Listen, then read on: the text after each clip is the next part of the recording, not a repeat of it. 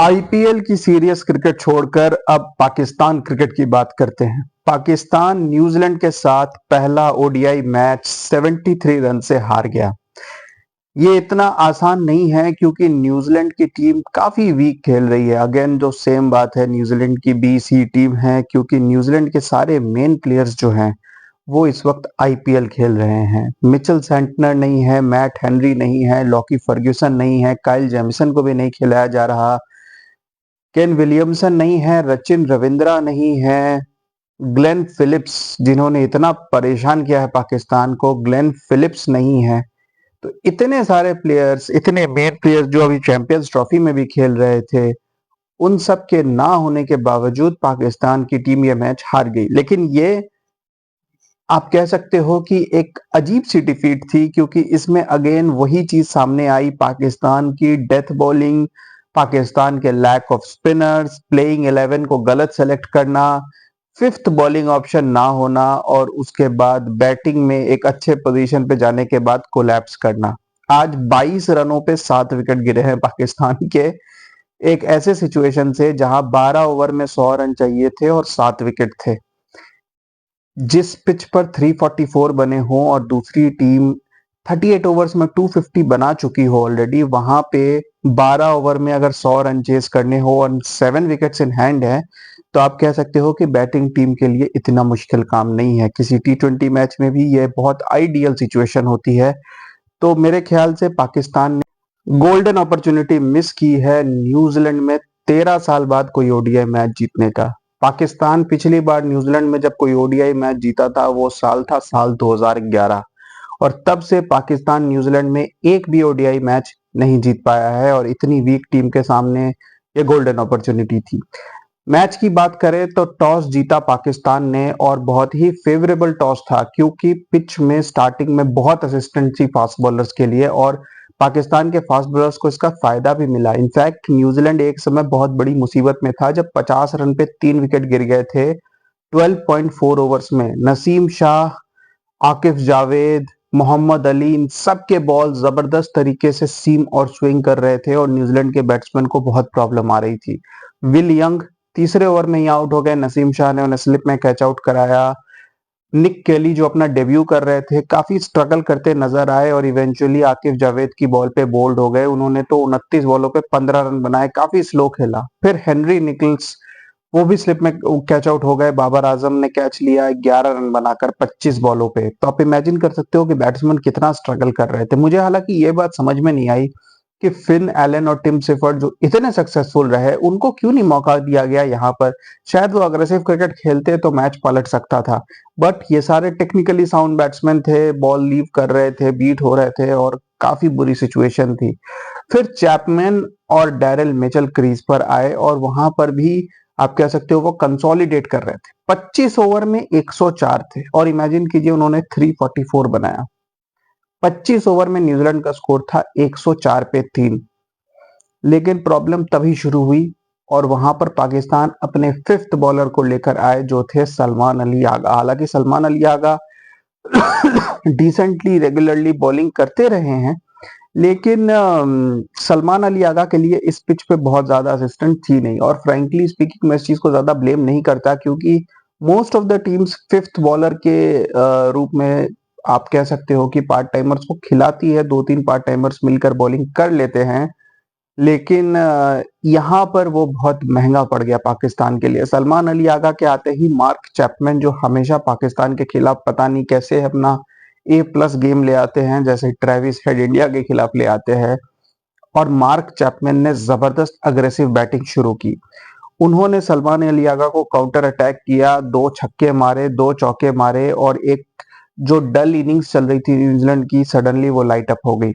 धीरे धीरे Darrell Mitchell भी अग्रेसिव होने लग गए और 50 फॉर 3 पर जहां से ये क्रीज पर आए थे, इन लोगों ने 199 रन्स की पार्टनरशिप की और स्कोर ले गए 249 तक। 174 बॉल्स पे 199 की पार्टनरशिप। डैरेल मिचेल ने भी जबरदस्त एक्सेलरेशन किया बाद में, 84 बॉल्स पे 76 बनाए, 4 छक्के मारे। मार्क चैपमैन तो 100 बना गए, 132 111 बॉलों पे 6 छक्के, और उन्होंने सलमान अली आगा को आउट ऑफ द अटैक कर दिया, इतनी अग्रेसिव बैटिंग की। 5 ओवर में 67 रन पड़े सलमान अली आगा को। यू कैन इमेजिन, 5 ओवर में 67। ये सिचुएशन हो गई कि फिर इरफान खान नियाजी जो थोड़ी मीडियम बॉलिंग करते हैं उनको इंट्रोड्यूस किया गया और उनके भी 5 ओवर में 50 रन पड़े। लेकिन इरफान खान नियाजी थोड़े विकेट्स ले गए, दोनों Chapman as well as Daryl Mitchell को उन्होंने डिसमिस किया। लेकिन तब डेब्यूटेंट मोहम्मद अब्बास जो कि एक्चुअली पाकिस्तानी हेरिटेज के हैं और न्यूजीलैंड की तरफ से डेब्यू कर रहे थे, मोहम्मद अब्बास ने 26 बॉलों पे 52 रन की जबरदस्त इनिंग्स खेली। वो सिर्फ एक 21 साल के यंगस्टर है, लेकिन उन्होंने नसीम शाह को जबरदस्त पिटाई की। नसीम शाह जिनके पहले 5 ओवर आउटस्टैंडिंग थे, इनफैक्ट उनके पहले 3 ओवर में सिर्फ 4 रन बने थे, नसीम शाह इवेंचुअली 10 ओवर में 60 रन दे गए। मोहम्मद अली 10 ओवर में 53, आकिब जावेद 10 ओवर में 55, ये फिर भी डिसेंट फिगर्स हैं। लेकिन अगर आप इनके पहले 5 ओवर देखोगे तो सबने 18, 20, 15 रन दिए थे, क्योंकि पहले 25 ओवर में याद करें न्यूजीलैंड के सिर्फ 104 रन थे। लेकिन सबसे ज्यादा महंगा पड़ा पार्ट टाइमर्स के 10 ओवर, जिसमें 118 रन बने। अब यहां अगर कोई जेन्युइन बॉलर होता तो 60, 70, चलो 75 रन भी खाता, तो भी आपने यहाँ पे 40-45 रन एक्स्ट्रा दिए हैं। साथ ही साथ पाकिस्तान ने 21 वाइड फेंके। स्विंग को वो कंट्रोल नहीं कर पा रहे थे, या शायद स्विंग को देखकर ओवर एक्साइटेड थे, दोनों तरफ बॉलिंग। मेरे ख्याल से यहाँ पाकिस्तान ने 50 रन एटलीस्ट एक्स्ट्रा दिए। 118 बहुत ज्यादा है, मैक्सिमम 70-75 रन बनने चाहिए थे। वाइड्स बहुत ज्यादा पड़े और एट बेस्ट न्यूजीलैंड को 280 तक रिस्ट्रिक्ट कर देना चाहिए था पाकिस्तान को, और ये 50 रन बहुत ज्यादा थे। बाद में जब पाकिस्तान बैटिंग करने आई तो समझ में आया कि उस्मान खान को क्यों रोका गया है, क्योंकि इमामुल हक को एक छोटा सा निगल हो गया था और उस्मान खान को एज एन ओपनर खिलाया गया। बॉब्जी द किंग जो पूरे चैंपियंस ट्रॉफी में और उसके पहले ट्रायंगुलर सीरीज में ओपनिंग करते रहे, उन्हें वापस नंबर 3 पे भेजा गया। तो उस वक्त ये जबरदस्ती क्यों कराई गई थी, क्या इसके पीछे लॉजिक था, कुछ भी समझ में नहीं आ रहा। उस्मान खान जब ओपनिंग करने उतरे, और उस्मान खान चैंपियंस ट्रॉफी की स्क्वाड में भी थे, जस्ट टू रिमाइंड, और उस टाइम पाकिस्तान कह रहा था कि हम क्या करें, हमारे पास ओपनर ही नहीं है। यहाँ न्यूजीलैंड की कंडीशन में उस्मान खान को ओपनिंग करा दिया गया, और वहां सब कॉन्टिनेंट कंडीशन में उस्मान खान को कभी सोचा भी नहीं गया कि उनसे भी ओपनिंग कराई जा सकती है, जबकि ट्रायंगुलर सीरीज में ये किया जा सकता था। एनीवेज उस्मान खान ने प्रूव किया कि एज एन ओपनर भी वो बैटिंग कर सकते हैं। 33 बॉल्स पे 39, 2 छक्के। अब्दुल्ला शफीक जो टीम में वापस आए, उन्होंने थोड़ी स्लो बैटिंग की, लेकिन 36 और 49, और जो ओपनिंग प्लेटफॉर्म चाहिए 344 चेस करते समय, वो प्रोवाइड किया। न्यू बॉल निगोशिएट भी किया, क्योंकि 12 ओवर के बाद दोनों आउट हुए। 83 का स्कोर था जब 12.4 ओवर्स में पहले उस्मान खान आउट हुए, और उसके 2 ओवर के बाद ही अब्दुल्ला शफीक भी डिसमिस हो गए। फिर आए बॉब्जी द किंग अपने फेवरेट रिजवान के साथ, और उन दोनों ने वहां 76 की पार्टनरशिप की। 79 बॉल्स पे बढ़िया बैटिंग की दोनों ने। रिजवान ने 30 रन बनाए 34 बॉल्स पे, और डेब्यूटेंट मोहम्मद अब्बास की बॉल पे आउट हो गए। Mohammad Abbas left arm bowling भी करते हैं, तो बड़ा यूजफुल क्रिकेटर मिले हैं न्यूजीलैंड को फिर से। और फिर आई इनिंग्स की सबसे बेहतरीन पार्टनरशिप, जब सलमान अली आगा क्रीज पर आए। अगले 10 ओवर्स में पाकिस्तान ने 85 रन्स जोड़े, जो कि रिक्वायर्ड रन रेट से बहुत बेहतर था। रिक्वायर्ड रेट 7 के अराउंड था। इन दोनों ने 8.5 की स्ट्राइक रेट से बैटिंग की।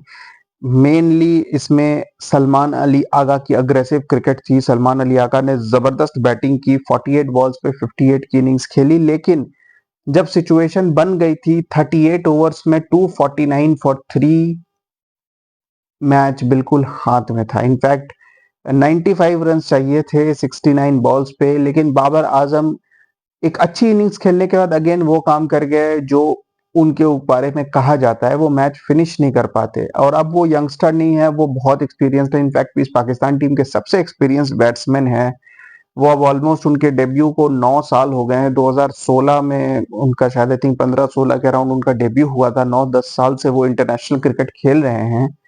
तो यहाँ पर उनको मैच फिनिश करके आना चाहिए था, लेकिन वो एक ऐसी सिचुएशन पे आउट हो गए जहां पर अभी आप कह सकते हो कि मेनली काम हो चुका था, बस उसको फिनिश करना था। लेकिन वहां अगेन बाबर आजम 78 बनाकर आउट हो गए। इनिंग्स अच्छी थी, लेकिन फिनिश अगर आप नहीं करते तो फिर इस इनिंग्स का कोई फायदा नहीं। और वैसे भी ये न्यूजीलैंड की अगेन एक बीसी टीम है, कोई स्ट्रॉन्ग टीम भी नहीं है। बड़ी चैंपियनशिप्स में तो बाबर आजम परफॉर्म नहीं ही करते हैं। अब अगर ये बायलैटरल्स में भी नहीं करेंगे तो फिर कब वो मैच जितवाएंगे। वहां पर फिर वो आउट हुए और मैच वहां से पलट गया। वहीं पर पाकिस्तान की फेमिलियर कोलैप्स हुई। 22 रनों पर 7 विकेट गिर गए अगले 6 ओवर के अंदर अंदर। इरफान खान नियाजी पहली बॉल पे बोल्ड हो गए। तैयब ताहिर एक स्टूपिड सा रन आउट 1 रन बनाकर, पता नहीं किस जल्दबाजी में थे। फिर सलमान अली आगा भी फाइनली अपना पेशेंस खो गए और पूरी टेल ने 0-1-1-0, किसी ने भी टिकने की कोशिश नहीं की। और न्यूजीलैंड की भी एक तरीके से अगर आप देखो तो कोई प्रॉपर बॉलिंग लाइनअप नहीं थी। विलियम ओरुर्क 10 ओवर में 38 रन्स। आप इतना कंफर्टेबली नहीं खेल सकते किसी फास्ट बॉलर को। विलियम ओरुर्क भी अभी 1 साल भी नहीं हुआ उनको इंटरनेशनल क्रिकेट में। जैकब डफी, नेथन स्मिथ जो चैंपियंस ट्रॉफी में 2 या 3 ओवर फेंकते थे, वो 8 ओवर फेंके उन्होंने और 4 विकेट लिए। माइकल ब्रेसवेल और मोहम्मद अब्बास जो अपने डेब्यू पर थे। तो ये 5 थे सिर्फ न्यूजीलैंड के बॉलर्स और मेरे ख्याल से 345 इनके खिलाफ बन सकते थे। मगर again a disappointing loss for Pakistan. अब देखना है कि अगले मैच में पाकिस्तान क्या चेंज करता है। 4 बॉलर्स की वजह से नसीम शाह 8 नंबर पे आए, जो कि मेरे ख्याल से वॉज अ 1 पोजीशन हायर। लेकिन क्या फहीम अशरफ जो ऑलराउंडर खेल रहे हैं वो बस ट्रैवलिंग रिजर्व है कि वो खेलेंगे भी? क्योंकि अगर आपको 4 फास्ट बॉलर खिलाने हैं तो आप 4 अगर प्रॉपर फास्ट बॉलर खिलाते हो तो आपकी टेल लंबी हो जाती है। तो वहां पर फिर फहीम अशरफ की जगह बनती है। फहीम अशरफ को खेलना चाहिए। तो अब देखना पड़ेगा कि पाकिस्तान क्या चेंजेस करते हैं, क्योंकि कुछ ना कुछ तो पाकिस्तान को चेंज करना होगा। हो सकता है तैयब ताहिर की जगह खुशदिल शाह वापस आए, क्योंकि वो लेफ्ट आर्म स्पिन फेंकते हैं। तो फिर वैसे में पाकिस्तान के पास एटलीस्ट 5th बॉलर के लिए 3 ऑप्शंस होंगे। लेट्स सी कि आगे क्या होता है। लेकिन disappointment for Pakistan fans continue. Keep watching guys. Thank you.